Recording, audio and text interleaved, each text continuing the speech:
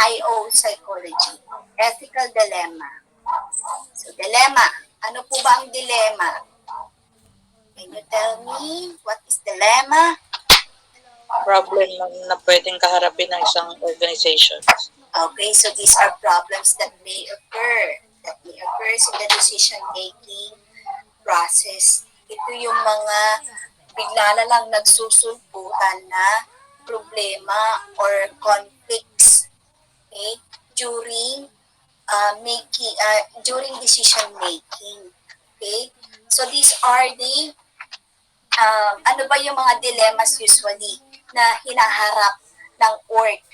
Okay, moral and personal values. Always remember, mga anak, na as a psychologist, okay, as an IO psychologist, is always remember na ang isang empleyado or a worker is may kanya-kanya yung emotions. They have the right of their own emotion. They have their own attitude, they have their own personality. Meron sila kanya-kanyang sentiments. Okay? They have their own principles in life. Okay? And they have their own values. And all those, as a whole person, dapat yun nire-respeto natin. So sometimes yun din yung nagiging dilemma natin as we do our decision.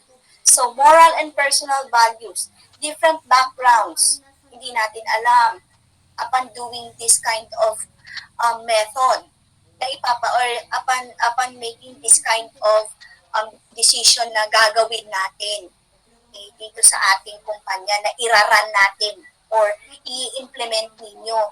Yung pala, may pinagdadaanan siya or nasagasaan mo yung backgrounds niya. Okay? So you should be careful of that. At yan din yung nagiging problema. Current situation, okay? Kahit masakit sa loob natin, minsan talagang hindi makapag-desisyon ang isang org kapag kailangan mag-cost cutting, especially this time of trials, this time of pandemic. Kapag ka ang isang organization or isang business magsasara, hindi nila minsan ang sakit sa loob. Okay? So this current situation is one of their dilemmas. Okay? Different opinions. Yun nga sabi ko kanina. So everybody is entitled of their opinions. Okay? Dapat ano mo yan, i-take into consideration. Dapat yung i-respect mo. So minsan ang dami silang sabi, ang dami nilang opinions, ang dami nilang sides, hindi mo na malaman kung ano yung dapat. So yan yung nagiging dilemma talaga natin. So we have two types of dilemma.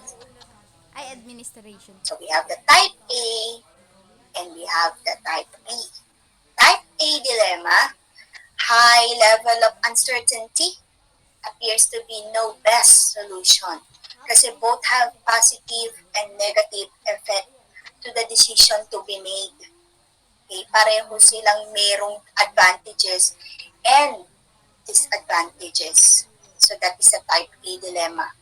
Type B, or rationalizing dilemma, okay, difference between right and wrong is much clearer. Nakikita mo na ito yung tama at ito yung mali.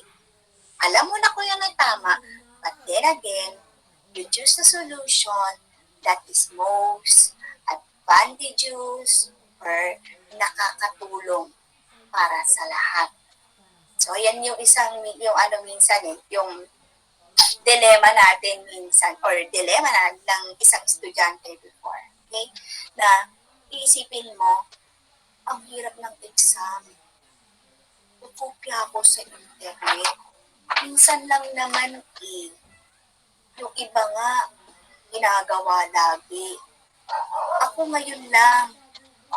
Pero yung iba naman kasi ginagawa din para pumasa ako. So that is one of the dilemma. Same thing kapag kayo ay nasa loob na ng org or loob na ng management. Okay? Sometimes you already know what is right. But then again, you will choose this kind of solution that will be the best for everybody. na minsan talagang nabibreak yung values mo as a person. So that is ethics in IO psychology. So we are in, excuse me, okay. So IOP is guarded by a law. The impact of RA 129 are the practice of IO psychology, the IOP. So meron yan. Tayo ay being guided and nandun tayo sa loob, bounded by this law. Bakit ba merong ganito? So this law aims to regulate the professional practice of psychology in the country. Kasi ang iniisip ng ibang professional na masyadong pinapasok ng mga principles of psychology ang lahat ng aspeto sa practice of doing their own professions. Okay? So, ito daw is to regulate kung paano or our limitations, our boundaries of our work or of our practices as psychologists in the country. Next is to protect the public from pseudo-psychologies. So, pseudo-psychology is a psychological practices that is false or unfound. Mga untrained professionals for the job. Okay? Yung concerns and misconceptions about the impact of the law sa IOP. Okay? So, pinoprotektahan ng public kasi minsan there are professionals na minsan mali yung pag-practice nila ng kanilang overflowing capabilities. Then we have Psychological Association of the Philippines. Ito yung ating organization that embraces its idea and upholds its core principles. Okay, license or not, kasi pinagtatalunan. Ito bang IOP dapat license or not? Okay? Their stand is that licensure will be applicable to those involved in psychological counseling. Okay, sabi nila, kailangan ba na magkaroon ng lisensya ang isang IOP? Okay? So, psychological counseling such as industrial and career counseling as well as debriefing of employees, yun yung pinagtatalunan nila. Okay? If kailangan daw bang may license sila. So, their stand is that yung license daw is only applicable to those who are involved in psychological counseling. Okay? Psychologists engaged in psychological assessment need to take examination subjects for psychometricians. Ito yung may license. If you want to be a psychometrician, you should be, and it is you should abide the law that you should be a licensed psychometricians. Okay? Ano-ano ba yung mga subjects na dapat meron ka for you to take para ma-approve ka or yung mga requirement para maging or to take the licensure for psychometricians. Theories of personality, abnormal psychology, industrial psychology, psychological assessment. Yan yung mga dapat meron ka when you want to be the RPM or a registered psychometricians. You should pass the license or the examination. Okay? Next, psychologists doing psychological counseling need to take examination subjects for psychologists. So that if you want to take licensure examination for psychologists, ito yung mga meron dapat kang subjects sa undergrad. Abnormal psychology advanced, theory of personality, advanced psychological assessment, psychological counseling, and psychotherapy. So, yun daw po yung mga dapat may lisensya. Okay? So, yun po yung um, ano sa atin, yung implication nung RA 129. Kaya ibinibigay nito yung hanggang saan yung pagpapractice natin as the IO psychologists. Any question?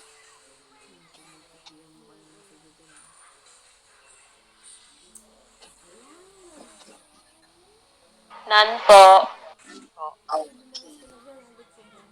So that is for the introduction of IOP, or the Industrial Organizational Psychology. So for your home-based activities, it was indicated in your module. So you can send your activities via email at anakil@gmail.com, or I can make the activities posted in our G Classroom, so you can turn in your activities there. Okay? So, Ma'am. pwede po dyan. And please always and make it a habit to monitor our classroom, G Classroom, for announcement, quizzes, or any related matter. So please, when you send your activities via email, follow the suggested format. Okay po ba? Okay, ma'am. Yes, Yan. ma'am. Okay po.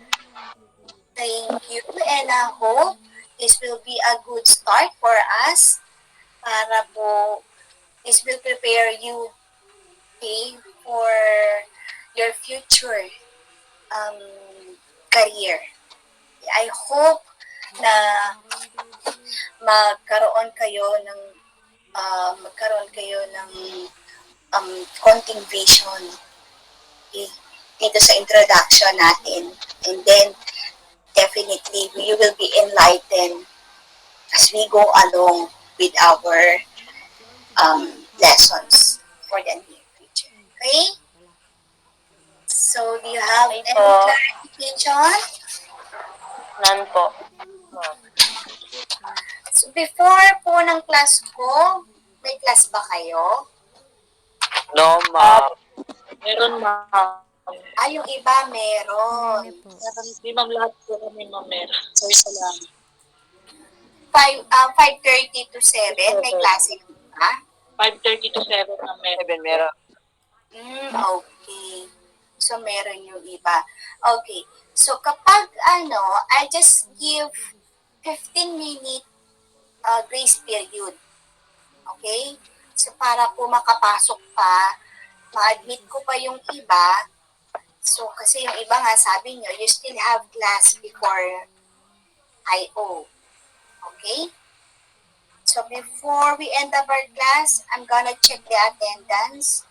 Just say present. And please turn on your camera so I can see your beautiful faces. Miss Abejo?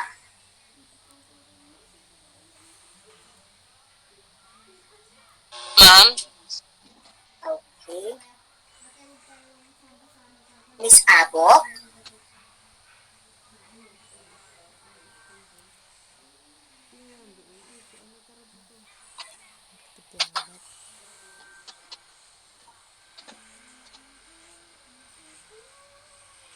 Miss Abo?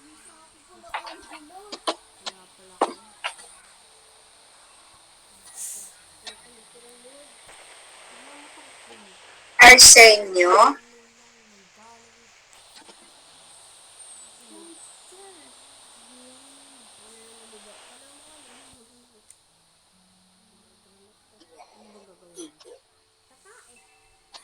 Okay, I'll just check on the attendance here in our meet.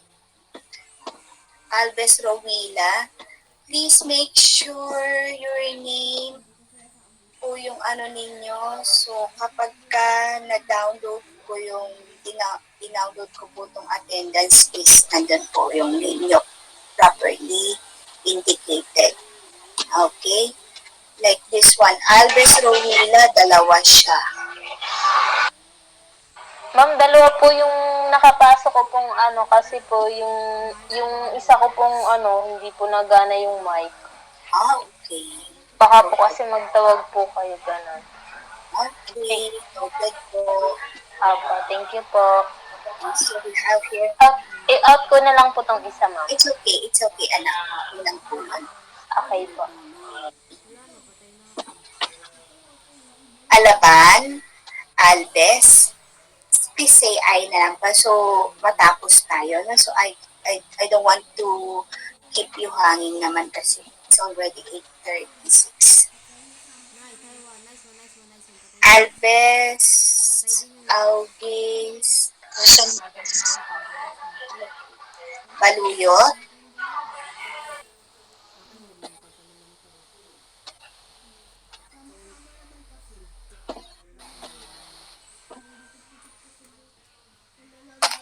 Ma'am, di na po siya Wala nakapag-take siya, na po ma'am. siya ng subject na last year po. siya sa GC. So, nag-left na po siya. Okay. Thank you for that info. Camposano, Present po, ma'am. Casipe, Castro, Present po. Katangay, Present po. Secretaria, Present po. Cervantes,